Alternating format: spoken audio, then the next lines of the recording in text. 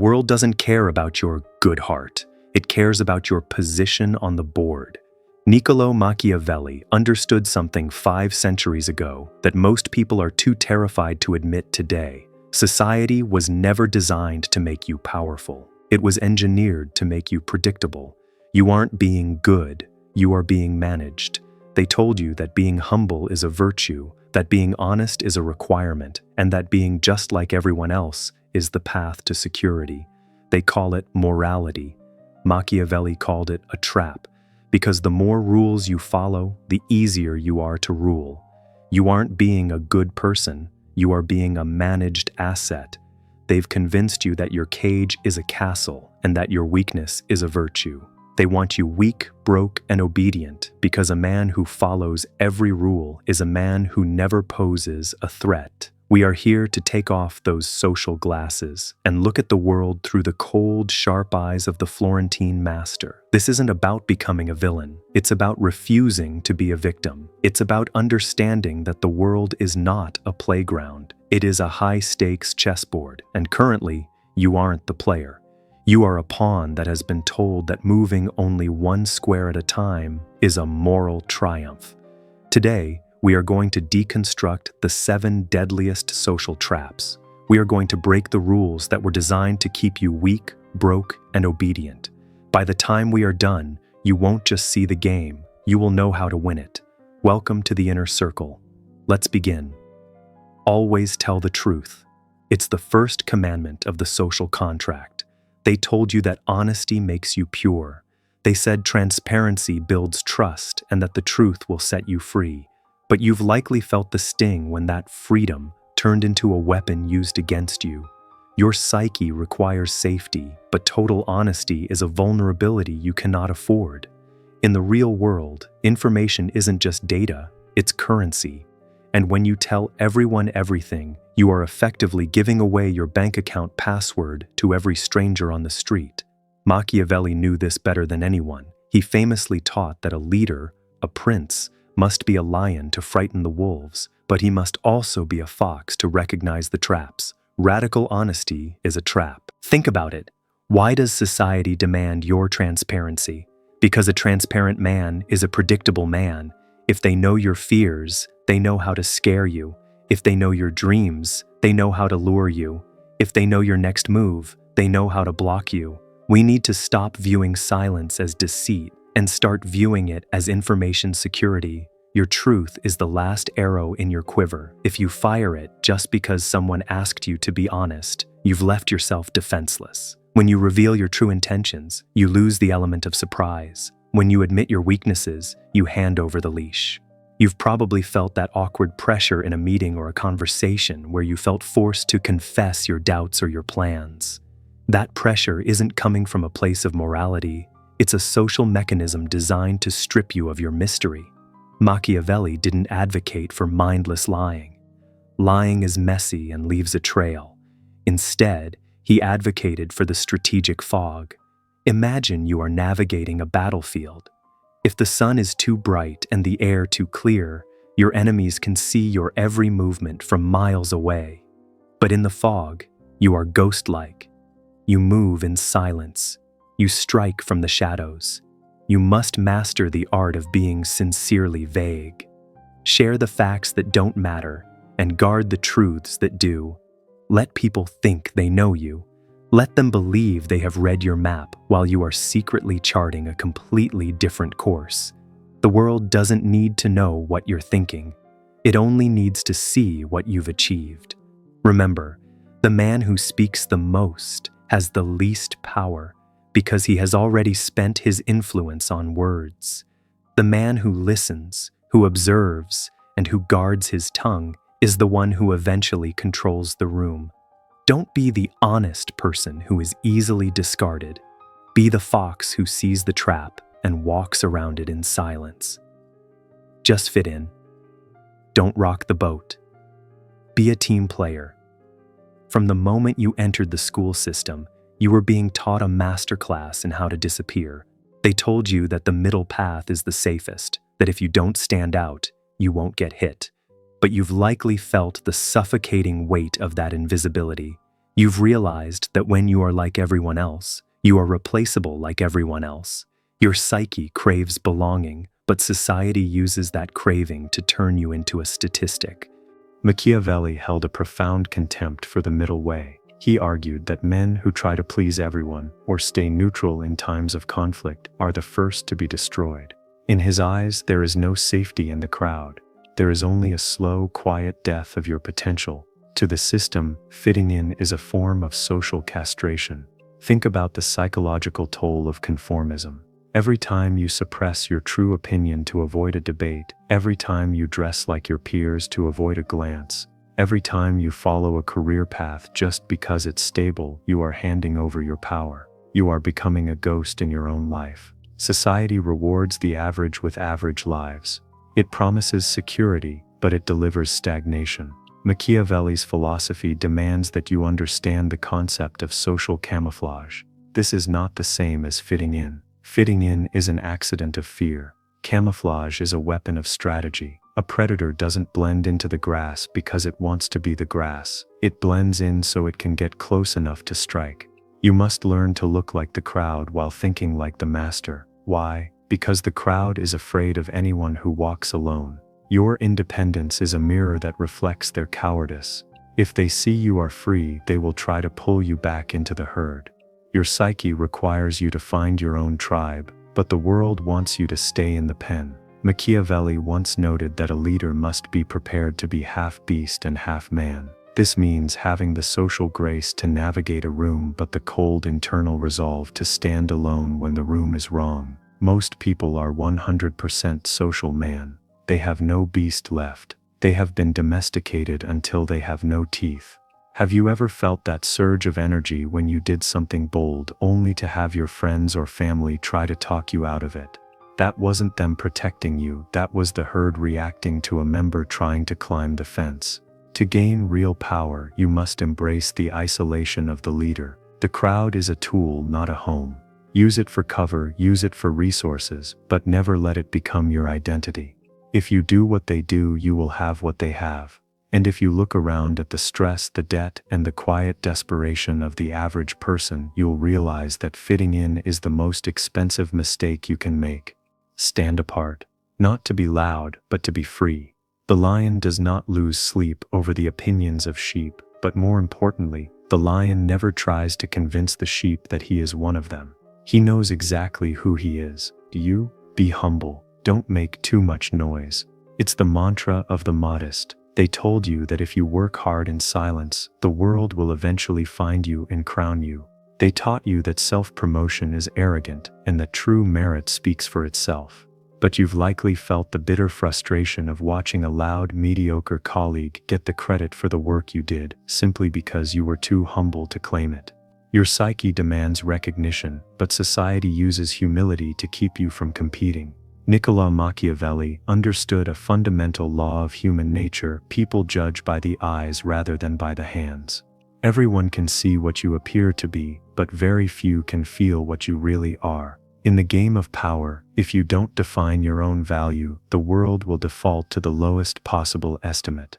To the system, your humility isn't a virtue, it's a discount they don't have to pay for. Think about the psychological weaponization of modesty. Why does society praise the quiet worker? Because the quiet worker is cheap. The quiet worker doesn't demand raises, doesn't seek status, and doesn't threaten the hierarchy. By teaching you to be humble, they are effectively installing a governor on your engine, ensuring you never run at full speed. Machiavelli's prince knows better. He understands that perception is reality. You must manage your image with the same cold precision that a general manages a front line. This doesn't mean being a loud-mouthed braggart. Machiavelli despised empty vanity. It means having the strategic audacity to let your light shine when it will blind your enemies and illuminate your allies. You must stop confusing modesty with capability. Machiavelli argued that a leader must appear to have certain virtues, including modesty when necessary, but they must never be a prisoner to them.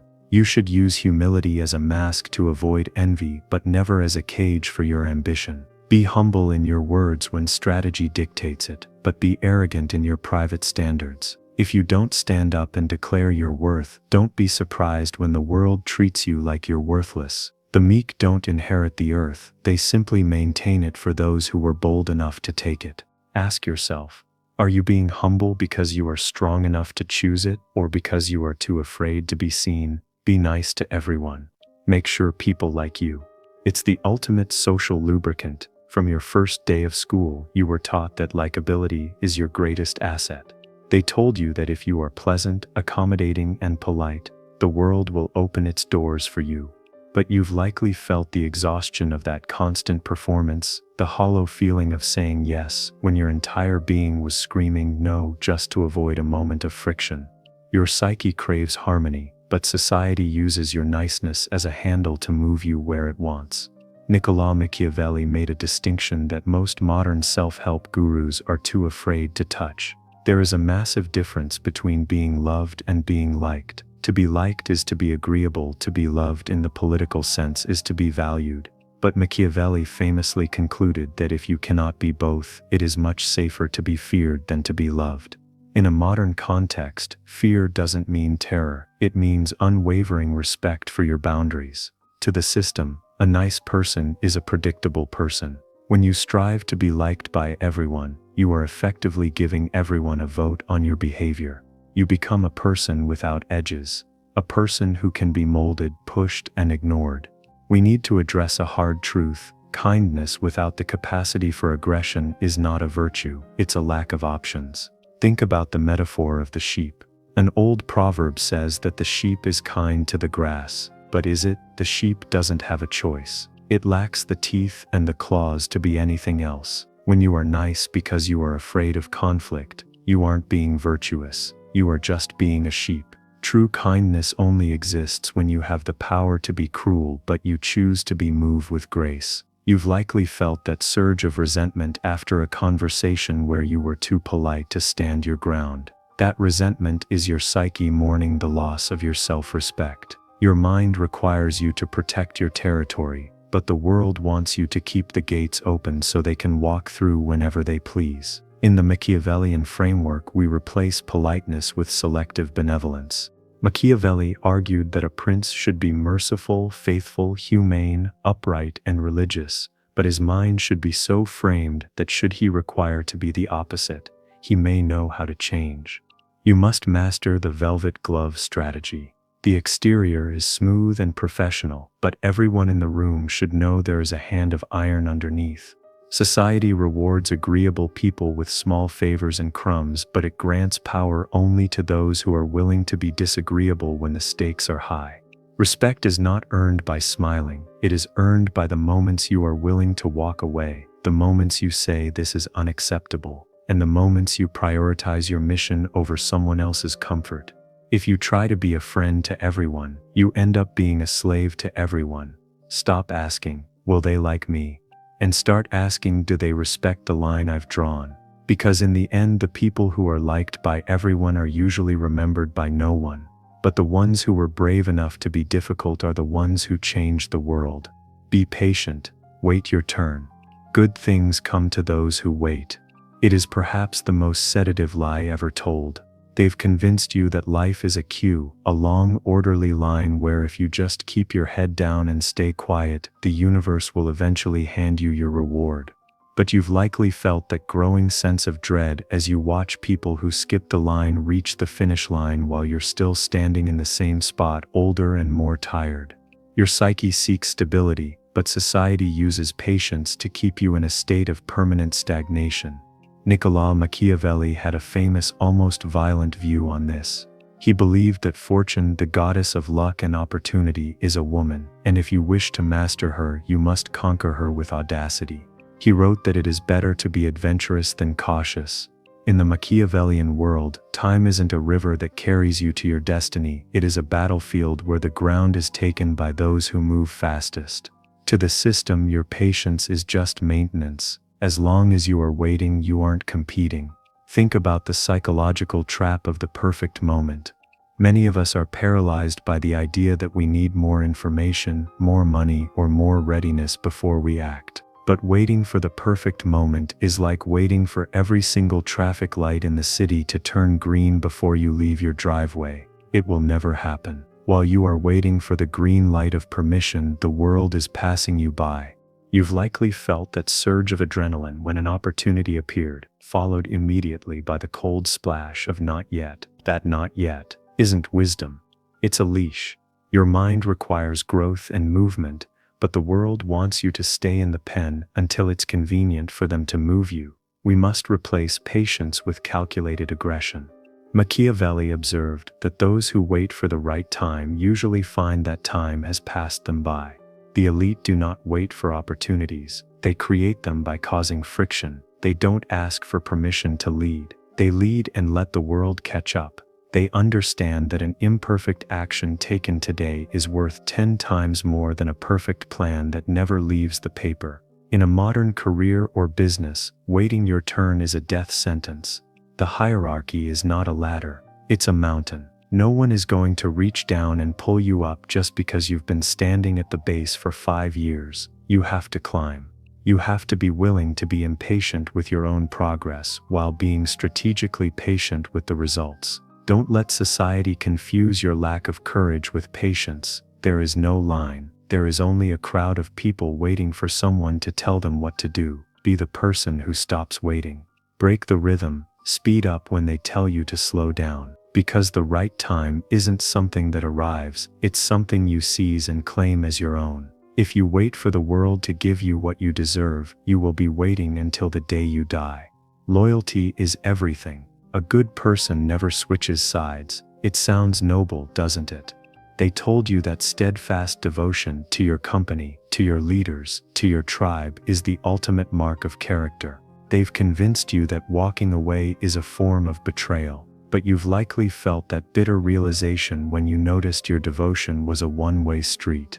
You felt it when you gave years of your life to a project or a person, only to discover you were replaceable the very second you stopped being useful.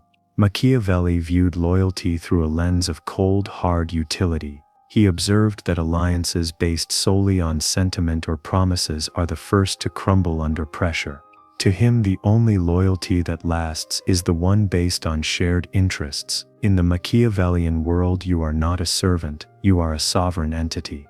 Your primary obligation is not to a logo or a leader, it is to your own mission and your own survival.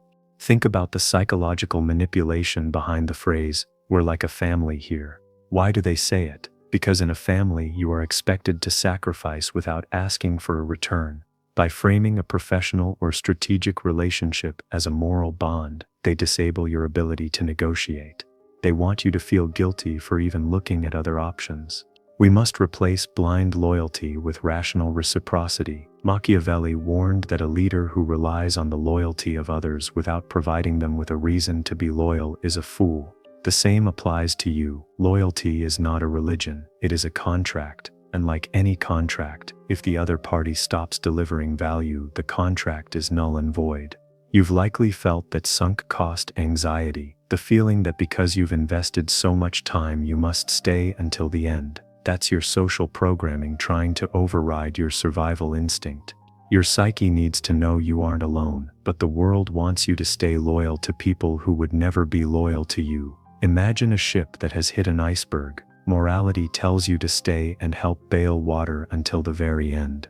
Machiavelli tells you that a dead man cannot help anyone. If the captain has steered the ship into the ice through incompetence or greed, your loyalty to him is actually a suicide pact. You must learn the strategy of the sovereign ally. You are loyal as long as the alliance serves the objective. The moment the path of the organization and your path of growth diverge, you must have the courage to switch tracks. This isn't betrayal, it's evolution. History is written by those who knew when to leave the room. Machiavelli's own life was a testament to the fact that power shifts, and those who remain anchored to a dying regime go down with it. Stop asking, "Am I being loyal?" and start asking, "Is this alliance still mutually beneficial?" If you are the only one honoring the bond, you aren't a partner, you are a hostage. True strength begins when you realize that the only person you owe a lifetime of loyalty to is the person you see in the mirror. The most important thing is to be happy. just find your joy.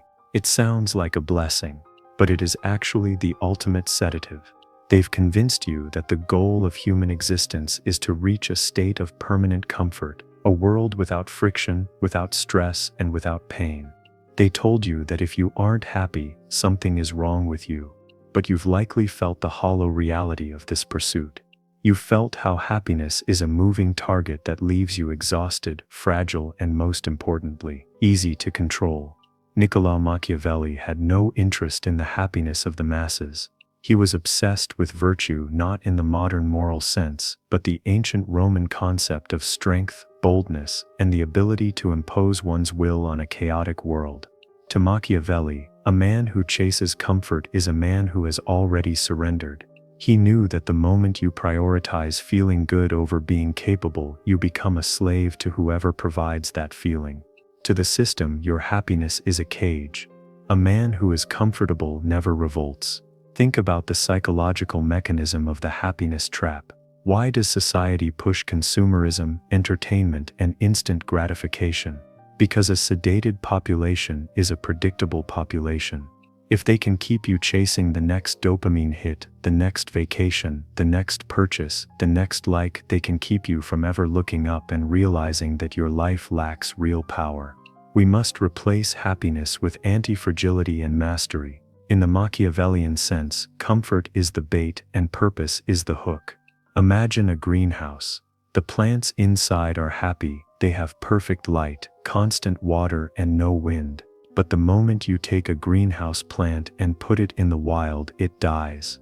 It hasn't learned how to grow deep roots. It hasn't learned how to withstand the storm. Most people are greenhouse humans. They are fragile, easily offended, and paralyzed by the slightest bit of discomfort. Machiavelli argued that a leader must be prepared to endure necessary cruelty and necessary hardship to achieve greatness. He believed that peace only arrives when you've earned the right to stand above what once controlled you. Your psyche demands that you seek meaning, but the world offers you pleasure. Start measuring your life not by how good you feel, but by how much you have grown, how much you have endured, and how much you have built. Because happiness comes and goes like the tide, but power and mastery stay. Stop asking, "Will this make me happy?" and start asking, "Will this make me stronger?" Nothing can manipulate a man who no longer fears discomfort. When you stop needing to be happy, you become unstoppable. You become the master of your own weather. That is where real freedom begins. Not in the absence of the storm, but in the discovery that you are the storm. You've spent your entire life playing a game where the rules were rigged against you. You followed the script. You stayed humble. You were patient. You remained loyal, and you told the truth. And yet, here you are, still waiting for the reward they promised. You've likely felt that final, burning realization the system isn't broken, it's working perfectly. It just wasn't designed for you. Your psyche has finally been stripped of its illusions. Machiavelli didn't write his lessons to create more villains. He wrote them to wake up the lions who were tired of living like sheep. He knew that once you understand how power actually works, how it flows, how it's guarded, and how it's seized, you can never go back to being the man you were. You can't unsee the chessboard. From this moment on, you are no longer a victim of circumstances. You are a strategist. You've learned that honesty is a weapon, that comfort is a cage, and that loyalty is a contract. These aren't just tips, they are the tools of the sovereign. The world will still try to pull you back into the herd. It will try to shame you, call you difficult, or label you arrogant. Let them. Their labels are just proof that their old tricks no longer work on you. You aren't here to fit in anymore. You are here to lead, to build, and to win. But this is only the first step. The path of mastery is narrow, and most people will fall back into the sedation of their old habits by tomorrow morning. If you are one of the few who refuses to go back to sleep, you need to stay in this circle. If this journey opened your eyes, hit the like button. If you believe there are others who are ready to hear the brutal truth about power, share this video. And most importantly, subscribe and turn on all notifications. We are building a community of strategists who refuse to be managed, a circle of individuals who are ready to reclaim their lives using the sharpest lessons history has to offer. This is only the beginning. The game is still going on, but now, for the first time, you finally know how to play. Welcome to the inner circle. Stay sharp.